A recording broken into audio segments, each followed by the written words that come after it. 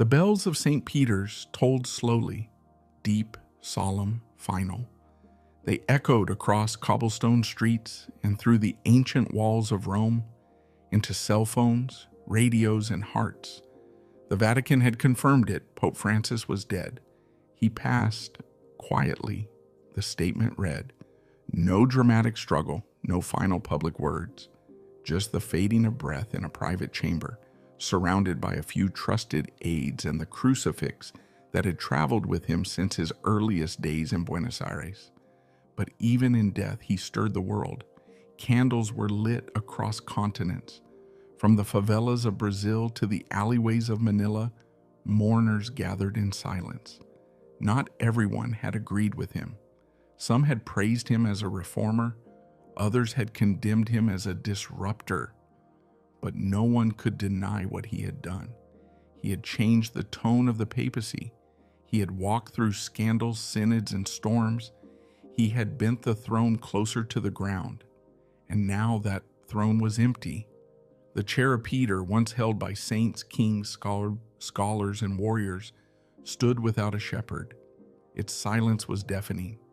In the Vatican, black-clad aides moved like shadows through marble halls, preparing ceremonies, fielding calls from around the globe. The body of the Pope lay in state beneath the great dome of St. Peter's Basilica, his face calm, his ring removed. But even as incense rose over his still form, another fire had begun to kindle. The conclave had been announced. Within 15 to 20 days, the College of Cardinals would be locked inside the Sistine Chapel, where centuries of power had passed hand to hand like relics. There, beneath Michelangelo's terrible angels and judging saints, a new pontiff would be chosen.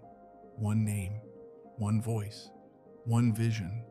The world waited, and already the name that surfaced most often, spoken in newsrooms, whispered in sacristies, predicted in headlines and heartbeats, was Tagle, Cardinal Luis Antonio Tagle, the Filipino pastor, the missionary soul, the Asian Francis, as some called him. He was seen as the natural continuation of the Francis legacy, a man of humility, tears, and tenderness. He had been elevated by Francis, protected, entrusted with one of the Church's most critical roles, the evangelization of the world. He was beloved by millions. When he wept, the Church listened. When he spoke, even cynics softened. He carried no political sharpness, no doctrinal harshness, only the gentle ache of a man who had walked with the wounded. And yet, in the silence that followed the Pope's death, not all was still. Inside the Vatican, beneath the public mourning and formal tributes, something else stirred. Something older than reform, quieter than protest, a resistance. Not loud, not organized, but present. The calm hid a storm. Within hours of the announcement of the conclave, calls were made, not to Tagle, but around him. Allies of traditionalism, men who had kept their distance during Francis's decade of change, now began speaking with purpose. They framed it as prayer, as discernment, as deep concern for the Church. But in their eyes burned something more urgent. They had waited, some in silence, others in polite opposition. They had held their tongues as synods welcomed ambiguity, as bishops spoke in softer tones, as the papacy embraced the peripheries over the pillars. Now, the moment had come. Tagle to them was not just a candidate. He was the embodiment of everything they feared.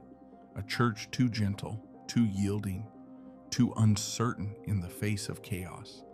He represented mercy without mandate, love without law. And while millions saw him as a shepherd, others saw him as a symbol of further unraveling. But they did not speak this publicly. Not yet.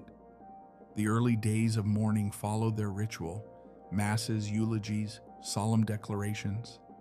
Tagle himself appeared only briefly, his eyes heavy, his voice calm, as he praised the Pope he had loved like a father.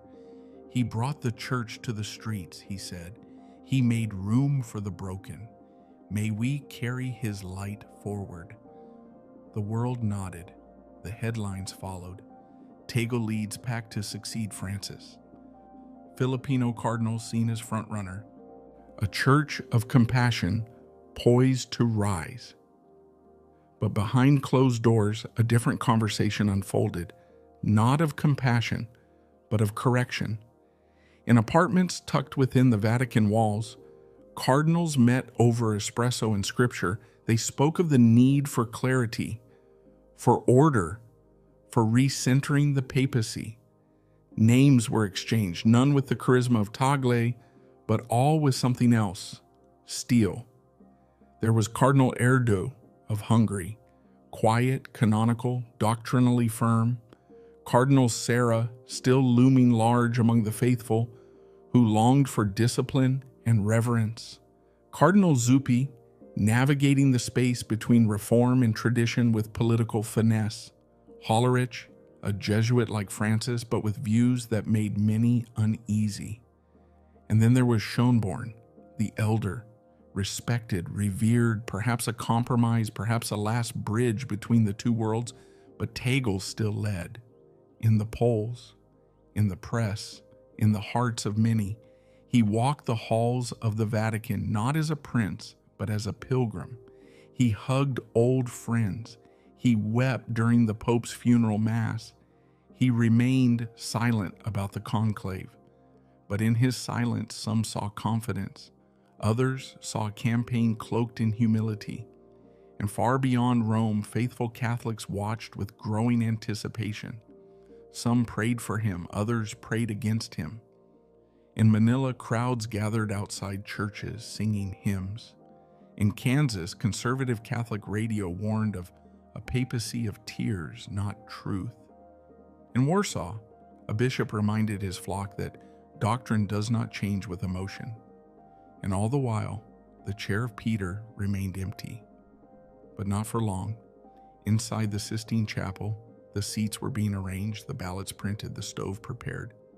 Outside, the square filled with voices, and above it all the wind stirred, as if heaven too was waiting. The marble corridors of the Apostolic Palace were never built for speed. Their design demanded silence, gravity, contemplation. But now, in the days before the conclave, footsteps echoed faster, purposefully, as though every cardinal knew that something irreversible was about to happen.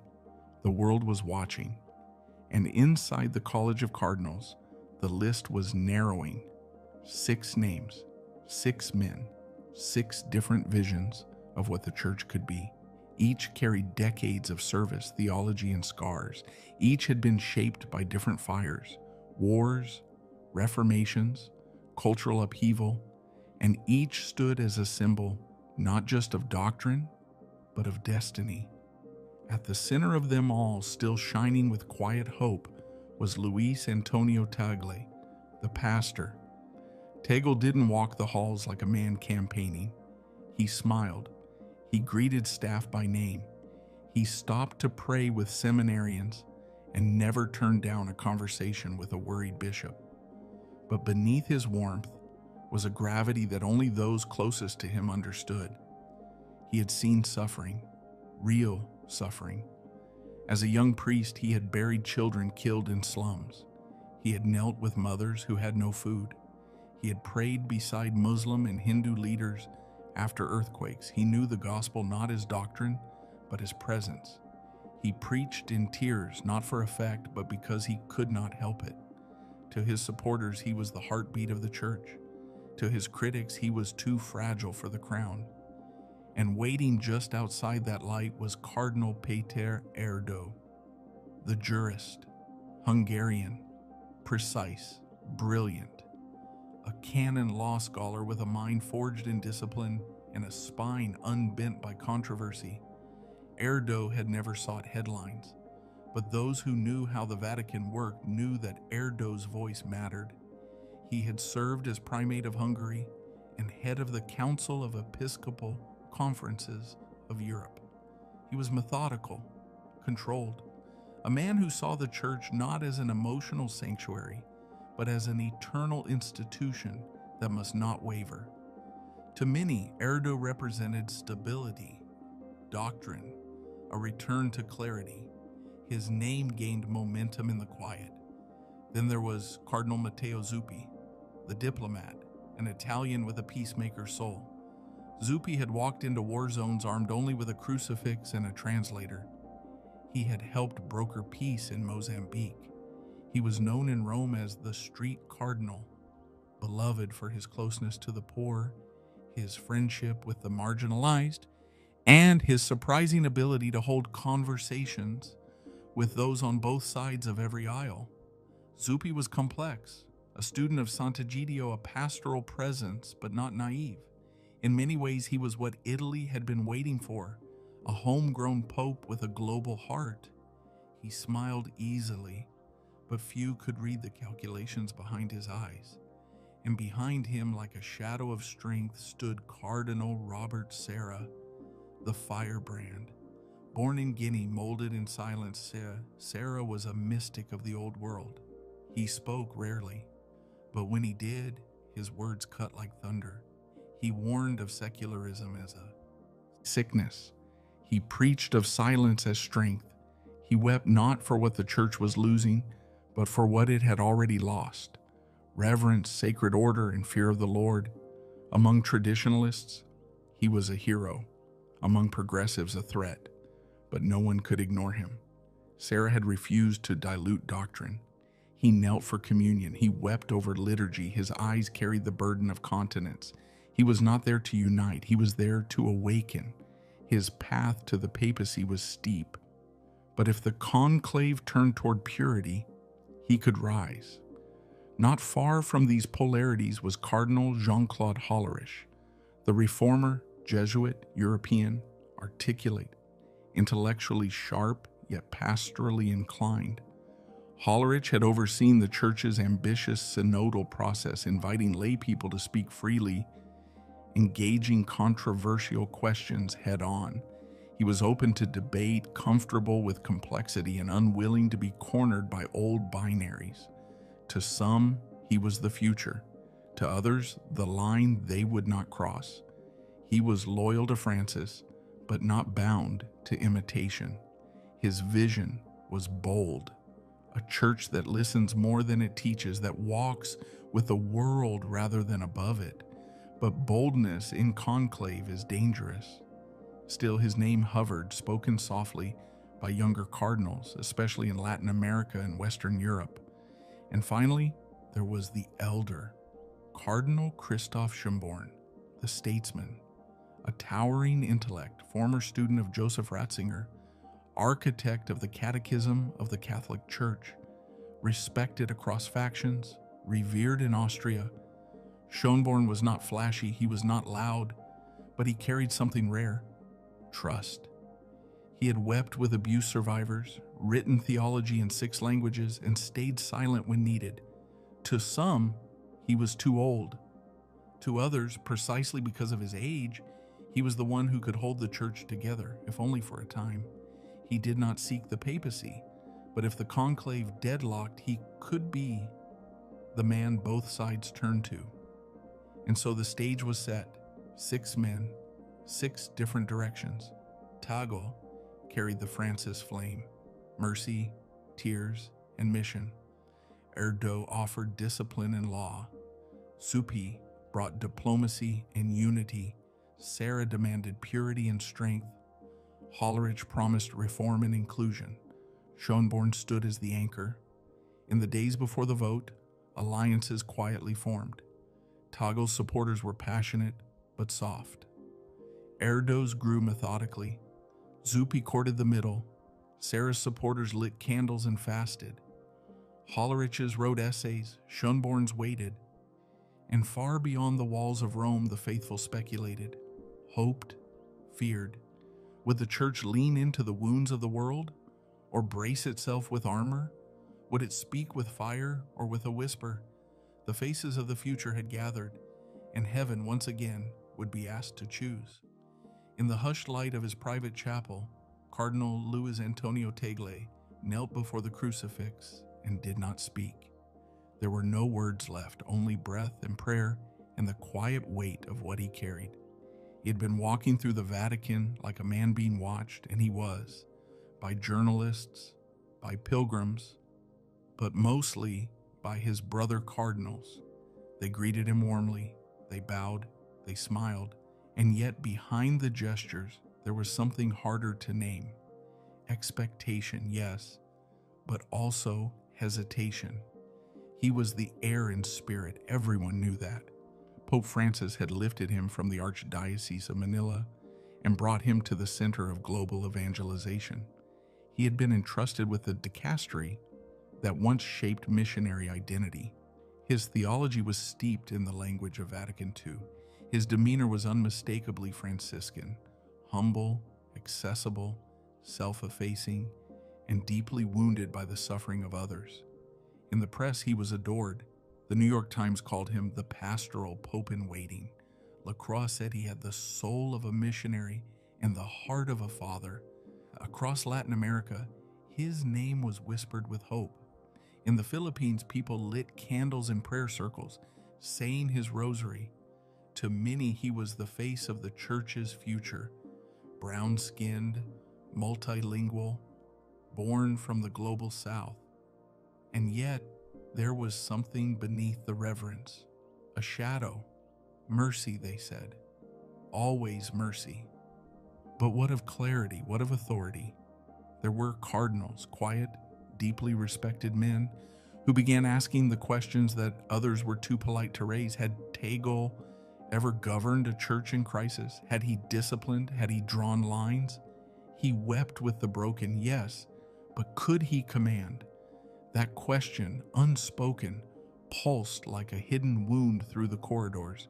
In a closed-door conversation between two senior prelates, one reportedly said, "He knows how to hold hands, but does he know how to hold a church?" Another nodded gravely. "The people love him, but we are not choosing a celebrity, we are choosing a cornerstone."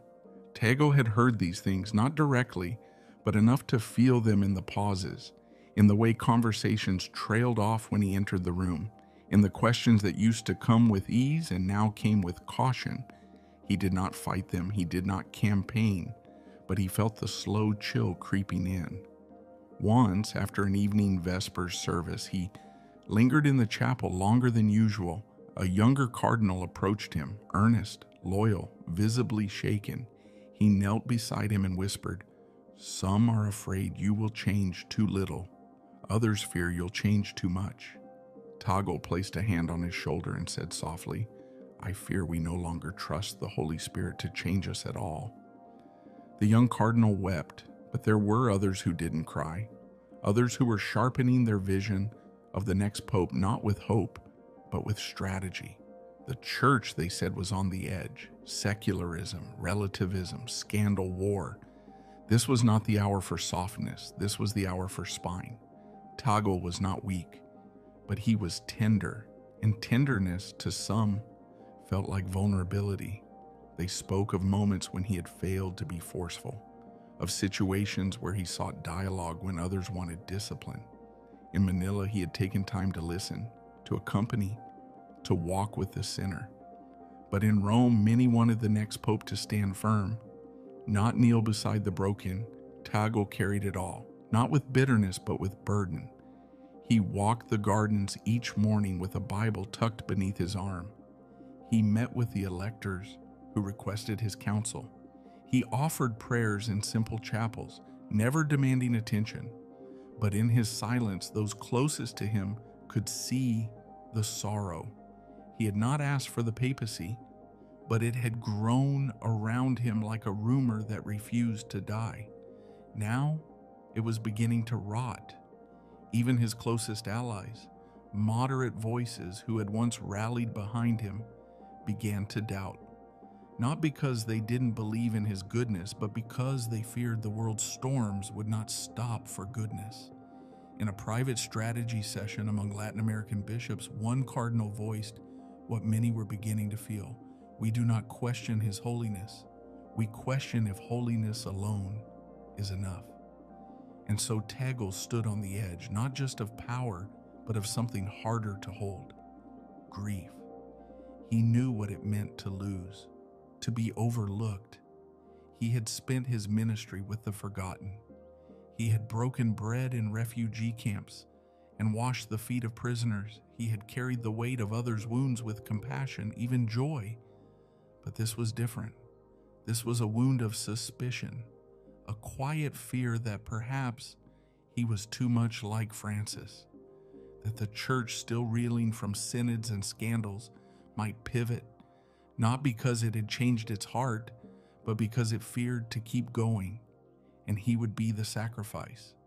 One morning, after a silent retreat in the chapel of St. Joseph, he wrote in his journal, "They do not reject me. They fear what I remind them of."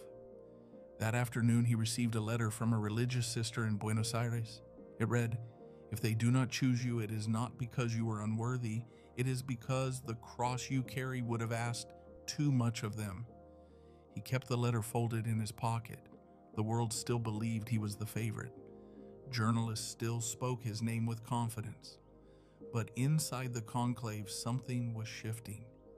A breeze had entered the upper windows of the Sistine Chapel. Not strong, not loud, but cold. He felt it on the back of his neck. And in that moment, kneeling once again before the altar, Tagle closed his eyes and said quietly, "Lord, if it is not my hour, then let me carry the hour of another. Let the church be led. Let the world be loved. Let me disappear." Because mercy was not his weakness. It was his cross. The surface remained calm. Cardinals in red sashes, hands folded, murmuring prayers as they walked the polished marble halls of the Vatican. Cameras caught them smiling. Reporters scribbled notes. Everything seemed orderly, holy, disciplined. But beneath the cassocks and behind the closed doors, the real game had begun. It was no longer a question of grief over Francis. That moment had passed. The mourning had been observed, the incense had risen, and now the church turned, slowly but decisively, towards strategy. And those who had waited in silence for 10 long years were ready to move. They didn't speak in crowds, they didn't issue press releases, but their meetings were methodical, 4 or 5 cardinals at a time. Quiet breakfasts in secluded courtyards, private masses followed by whispered conversations, notes exchanged in Latin, subtle nods in the shadows of the Domus Sancti Marthi.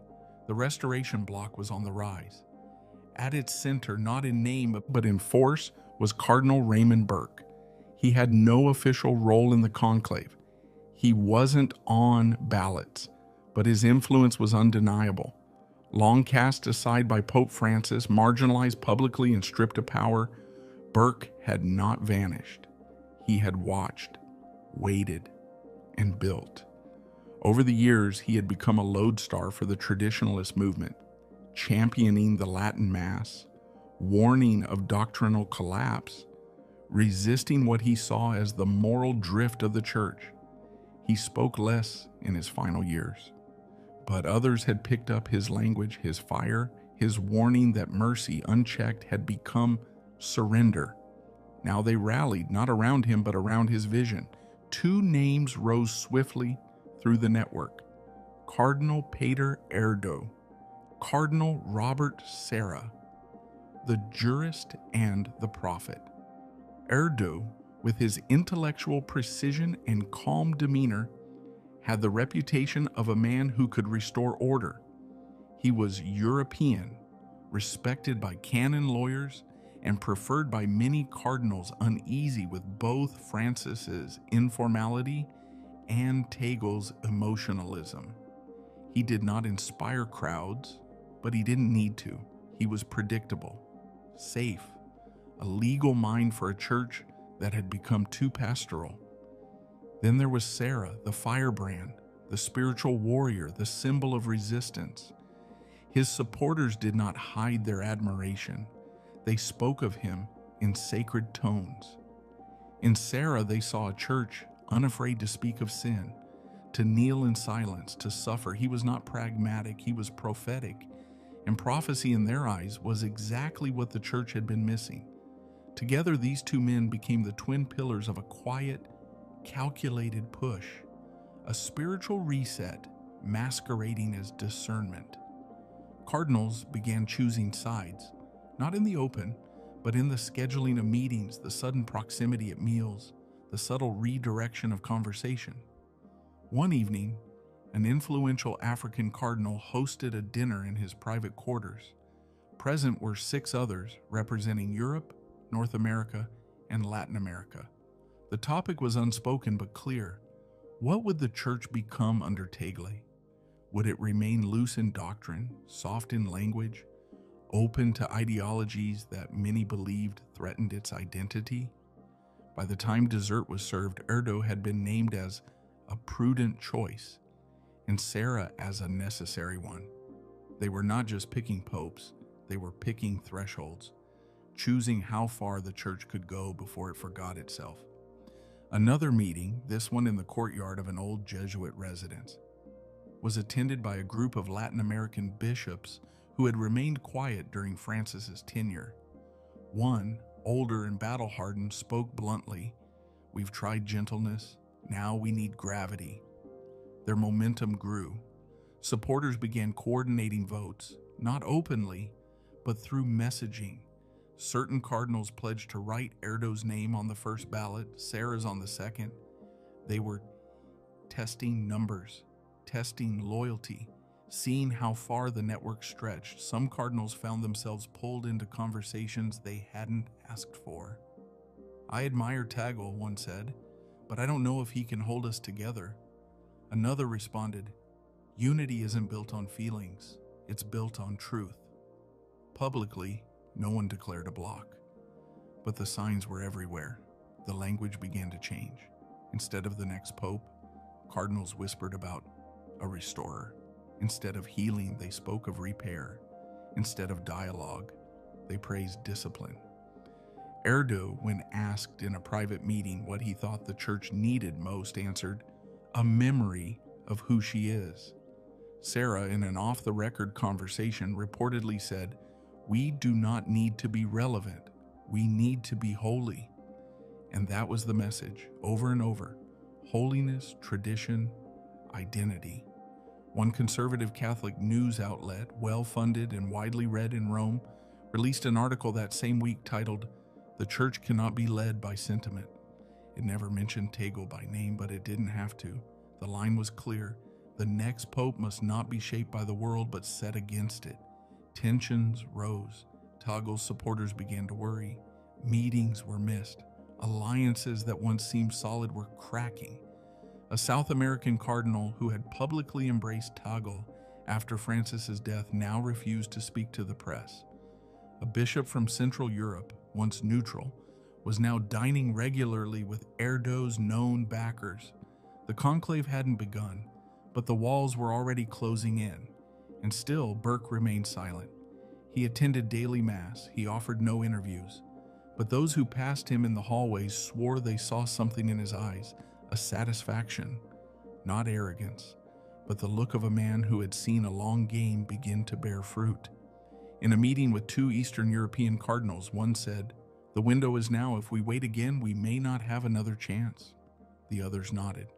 Across the square, in a small bookstore near the Tiber, a priest bought 3 copies of an out-of-print volume, The Glory of Tradition in the Crisis of Modernity. He handed them to aides and said, "Distribute these quietly." Tagle, walking the garden path near the Vatican Library, paused when he saw 2 cardinals speaking in low tones. One nodded politely, the other looked away. He knew. The winds had shifted, the restoration was rising, and mercy, for the first time in years, was on the defensive. No one said it aloud, but the battle lines had been drawn. The bells of Rome rang as they always had, steadily, predictably. But in the minds of many Italian clergy, they had been ringing for too long. Without an Italian on Peter's throne, it had been nearly half a century since the papacy last belonged to an Italian. Since then, the church had become more global, more unpredictable, and to some, more unmoored. The Italian cardinals had watched the Francis era with mixed feelings, pride in its compassion, unease at its disruption. Now, with the throne empty and the conclave days away, an old sentiment had returned. Not nationalism, not ambition, but a hunger for home. And into that quiet, ancient desire walked Cardinal Matteo Zuppi. Zuppi was no firebrand. He didn't thunder from the pulpit or campaign in corridors. But those who underestimated him mistook gentleness for neutrality. What Zuppi possessed, what made him dangerous, was that he had both the soul of a priest and the mind of a tactician.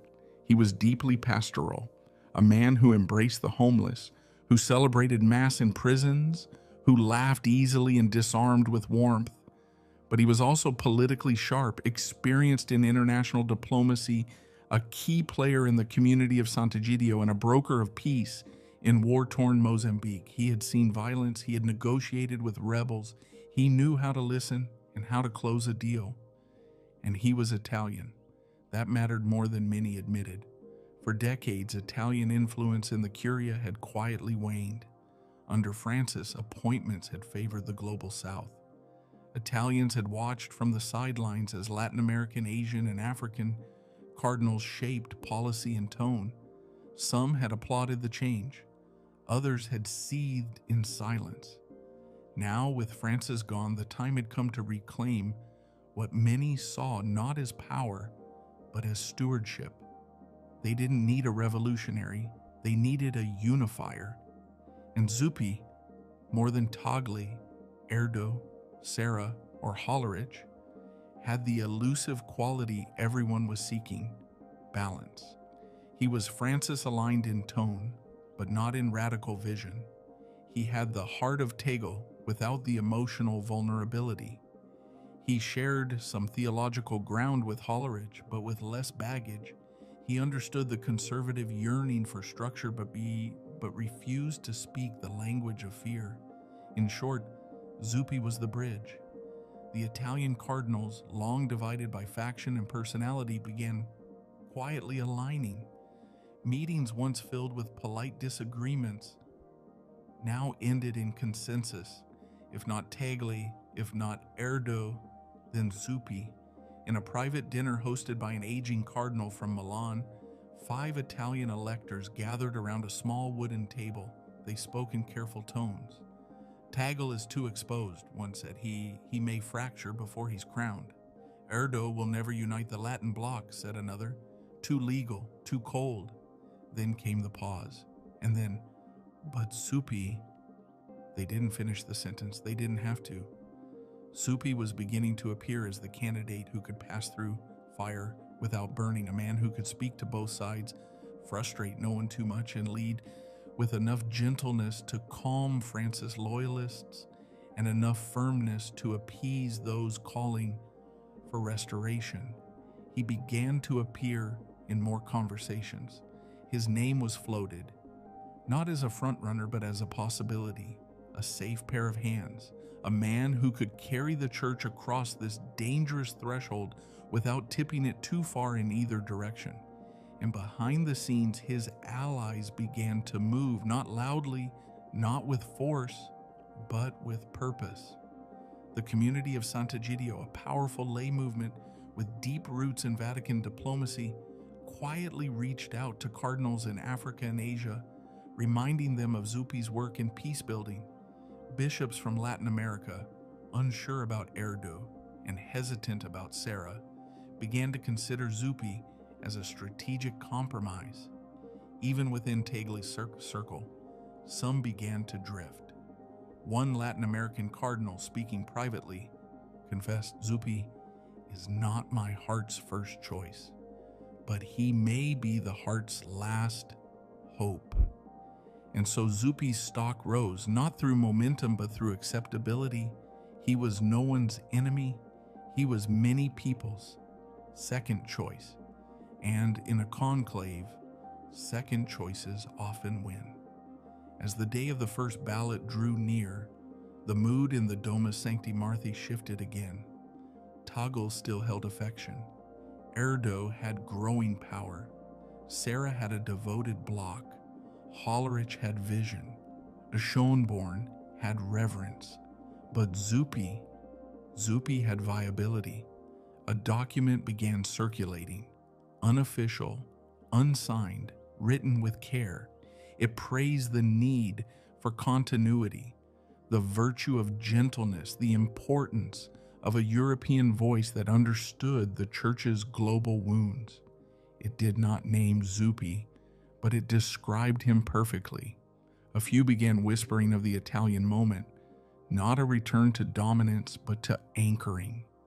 The thought of an Italian pope once again in this storm felt almost comforting, familiar, stable, and Zuppi, unlike some Italians of the past, was liked.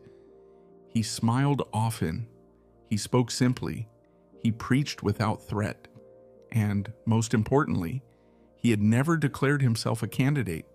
He let others do the work. And in the conclave, that was the oldest strategy of all. In a rare moment of honesty, one conservative cardinal from the US remarked to a colleague, "If they block Tagle and Erdo doesn't get traction, we'll all vote for Zuppi just to breathe." The colleague nodded. He won't break anything. And perhaps that was Zuppi's greatest strength. He wouldn't break anything. He wouldn't build a new church. He would simply hold it together, at least long enough for the world to stop spinning. Inside the Vatican, one Italian archbishop lit a candle before the statue of St. Peter and whispered, "Let us come home." And outside in the gathering crowd, pilgrims began to speak the name more confidently. Zuppi. Not the thunder, not the fire, just the bridge. It was a name that rarely made headlines outside theological circles. Quiet, measured, not as beloved as Tagle, not as feared as Sarah, not as central as Zuppi, but inside the halls of the Vatican, Jean-Claude Hollerich was anything but forgotten. To those who understood the deeper machinery of the church, Hollerich was something else entirely.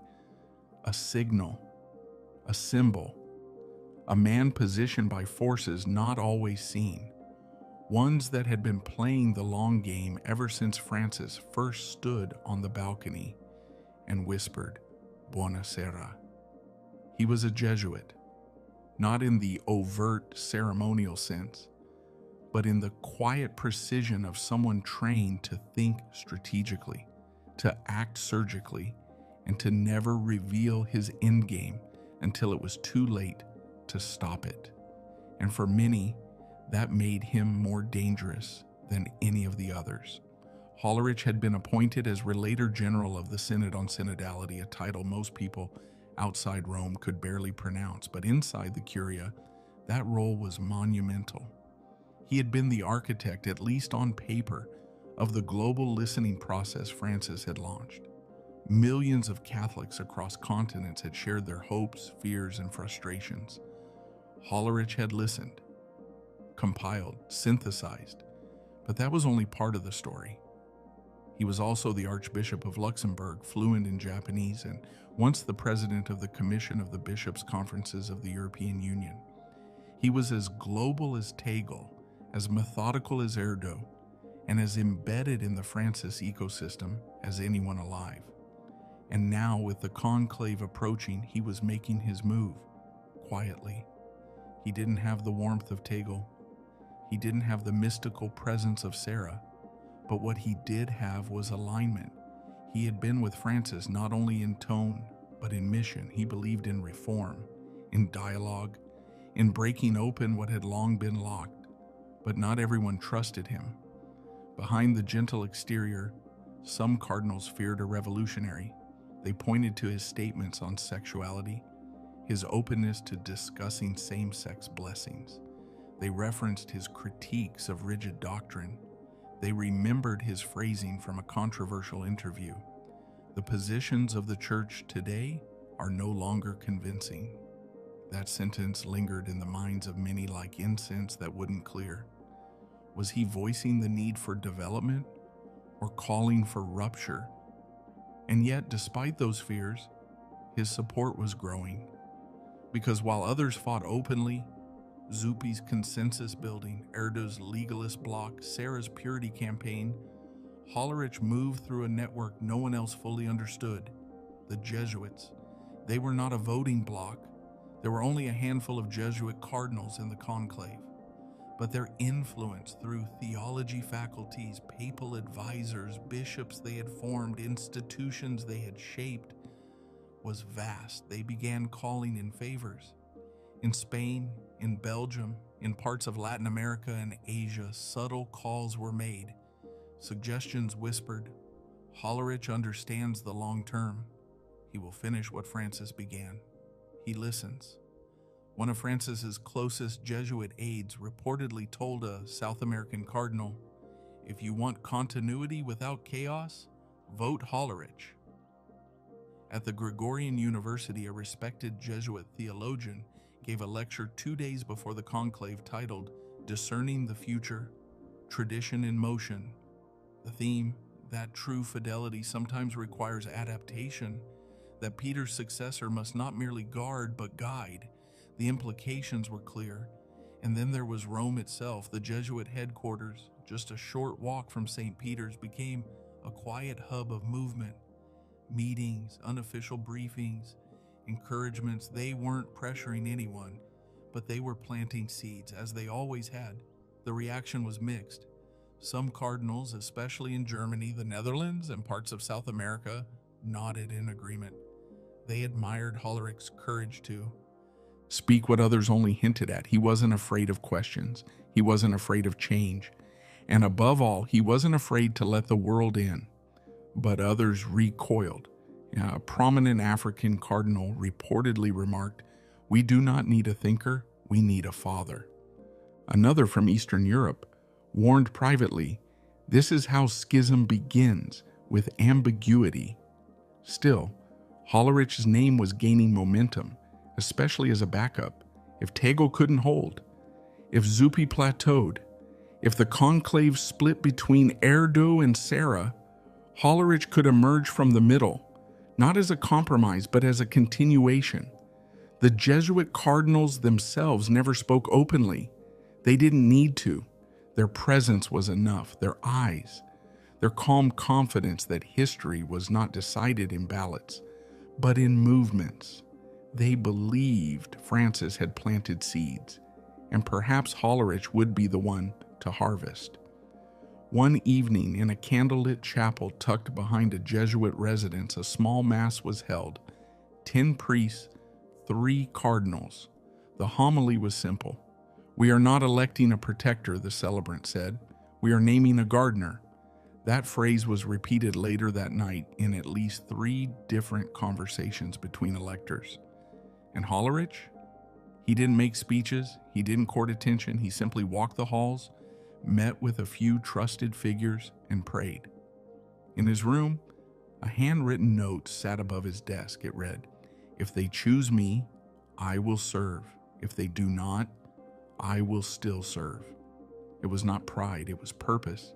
Because for Hollerich, the papacy wasn't about victory, it was about trajectory.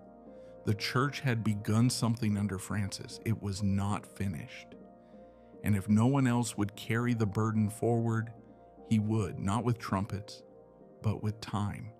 The pieces were moving, and while the world watched the white smoke, the Jesuits watched the future.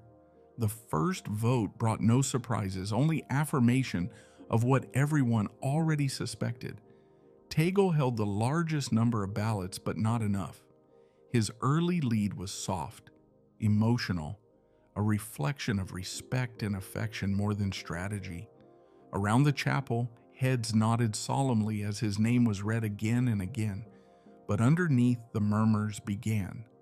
Not audible, not spoken, just glances. The quiet recognition that affection alone was not going to carry him across the finish line. Then Erdo's name began to surface, firm, consistent, carried by the block that had been growing behind closed doors for weeks, a precise, unyielding jurist, the kind of pope who could pull the church back into sharpness, into order. But even his votes, impressive as they were, fell short of the magic number, 2/3. Serra followed closely, a whisper at first. Then steadily his name carved its presence into the ballots like iron into stone. He was not universally liked, but he was respected. revered, the purity candidate, the prophet in red. Zuppi surprised many. He wasn't supposed to make a dent so soon, but his bridge building had worked. Enough cardinals were uneasy with both poles, Tagel's fragility and Erdo's rigidity, that Zuppi began to float upward, not fast, but steadily. Hollerich held the middle, an uncertain, shifting middle. He had support, especially from Europe and South America, but for every vote he gained, he seemed to raise new concerns. His alignment with Francis was clear, but was that still a strength? And then after the first two ballots, silence. No candidate was close enough. No one was collapsing, but no one was breaking through. The stalemate began. Over the next two rounds, the pattern grew stranger. Tegel lost a few votes. Not dramatically, but enough to signal that some of his early supporters were hedging. Erdo's numbers plateaued. His bloc, while strong, lacked the cross-faction appeal needed to grow. Serra gained in isolated pockets, his support fervent but limited. Hollerich wavered, and Zuppi held, unmoved, unshaken, rising only slightly, but with unnerving steadiness. And then something unexpected happened. In the third round, a new name appeared. Once, then again, then 5 times, then 9. Christoph Schönborn, the elder, the theologian, the man no one expected, but everyone respected. He had been quiet, observing, not lobbying, not seeking. He had openly told close friends he did not want the burden. At 79, he was nearing retirement, but suddenly his name was being written by hands that just moments before had belonged to different camps. Why? Because the conclave was beginning to turn, not toward victory, but toward exhaustion. A sense was building, quietly, palpably, that no leading candidate would cross the threshold, that the conclave could stretch for days, even weeks, that battle lines were too firmly drawn. And in that tension, Schönborn emerged as something rare. Not a frontrunner, not a compromise, but a bridge between legacies. He was a student of Ratzinger, a voice of orthodoxy. Yet he had served Francis with loyalty. He had stayed close to tradition while offering pastoral sensitivity. He had never courted either faction, but had been welcomed by both. And so the whisper began. If not now, then when? The Austrian's name began to ripple through the chapel. By the 4th vote, he had surpassed Hollerich. Tegel, still leading, began to falter. The steady erosion of early support had taken its toll. A cardinal from South America reportedly leaned in after the vote and muttered to a colleague, "I love him, but he won't survive the 5th." Erdo's bloc refused to bend, but they weren't growing. Serra was plateauing. Zuppi's quiet climb continued, but stalled just short of viability. The 5th vote came, and Schönborn surged, 12, 17, 22. The tension in the chapel was now visible. No one moved, but eyes began to shift. Hands fidgeted. Some cardinals closed their eyes and clenched their rosaries. Others simply stared at the floor, unmoving. Because what was happening wasn't just math, it was surrender. Surrender to gravity, to exhaustion, to the unspoken realization that no ideological victory would be possible, that no side would win outright, and that the church, if it was to survive this moment, needed a man who didn't represent a camp, but a ceasefire. By the 6th ballot, Schönborn had surpassed Zuppi. By the 7th, he was second only to Tegel, but by then Tegel was bleeding support.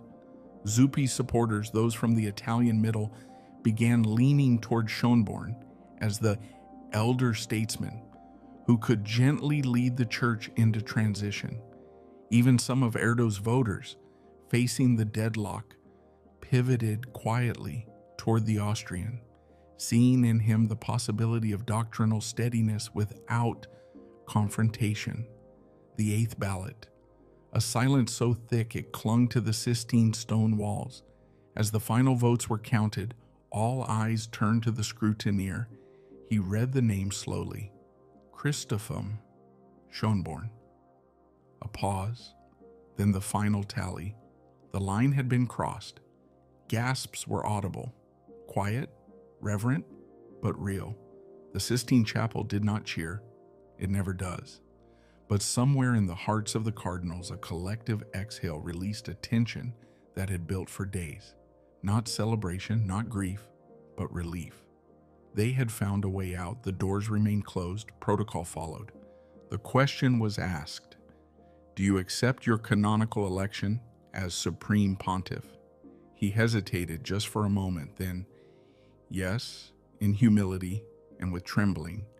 And when asked his name, he said only, I will be called Pius XIII. Outside, the world still waited. Pilgrims huddled in the square beneath umbrellas. Reporters stared at the chimney. Children pressed against the barricades. Then the white smoke billowed upward, curling into the gray Roman sky. Above it all, the bells began to ring, and somewhere inside the palace, Tegel sat alone in prayer. He had not won, but something deeper had settled in his chest, a peace that no vote could give or take away. The white smoke unfurled like a breath held too long, soft at first, then billowing, heavy, unmistakable. It coiled into the gray Roman sky as the bells of St. Peter's pealed, louder than morning, louder than doubt, louder than the silence that had reigned in the hours leading to this moment. In the square, the crowd surged. Cameras flashed. Journalists scrambled for position. Pilgrims wept. Flags waved, some of nations, others bearing the cross alone. 100 languages erupted in spontaneous chorus, Habemus Papam. But behind the joy, behind the ritual, behind the thunder of bells and beating hearts, a deeper stillness remained. Inside the apostolic palace, the new pope sat in silence. His name had only just been whispered to the world, Pius XIII, and already questions were racing faster than the answers. The choice of name alone sent a signal, a return, a reckoning, a quiet invocation of tradition. Yet the man who bore it was more than legacy. He was Christoph Schönborn, the reluctant candidate, the theological bridge, the elder called forth not by ambition, but by deadlock. He had been chosen not because he inspired or divided or commanded, but because he could carry the weight. Now that weight sat on his shoulders. Soon he would walk to the balcony. Soon the world would see him. But for now, he remained seated, eyes low, hands clasped in prayer. The Sistine Chapel behind him, the Curia before him, the future uncertain.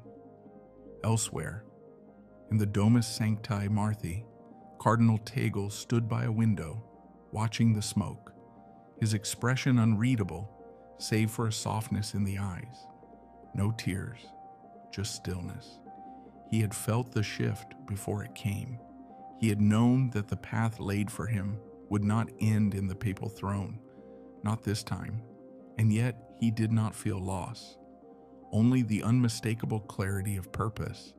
He had not been called to lead from the balcony.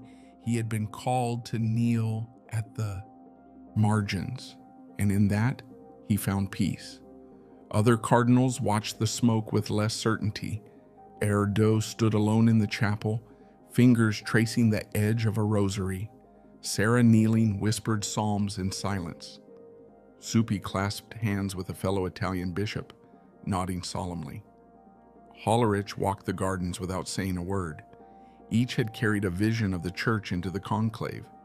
None had seen it crowned, and yet none of those visions had died, because the question left hanging in the smoke was not merely who had won, but what had won. Had the conclave chosen a pope or a pause? Had it chosen unity or delay? A Francis-era continuation had been halted, but not rejected. A traditionalist resurgence had risen, but not triumphed. The church had not turned a corner. It had stepped into a hallway between rooms, long, dim, echoing with footsteps from both ends of history. Pius XIII would rule, but would he reign?